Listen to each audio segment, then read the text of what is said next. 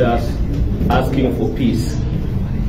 But I only want to advise them also that as much as they are asking for peace, they must know that we also demand for justice as millennials and Gen Zs. Number one, the president did not only reappoint the 6 CSS. We are also aware that the person who has been nominated as the education CS was the running mate of Machogu.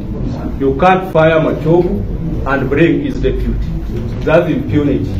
Another thing we know about Karanja, the person who has been appointed the agriculture CS. This guy is the personal assistant of Mithika Linturi.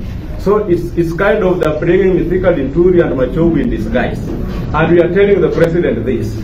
You said you fired the entire cabinet, you dissolved the entire cabinet secretaries. Dissolving on the grounds of incompetence. You cannot tell me that you fired somebody the other day, today is back competent. Where did they go to school? Did they go to school within this period of time?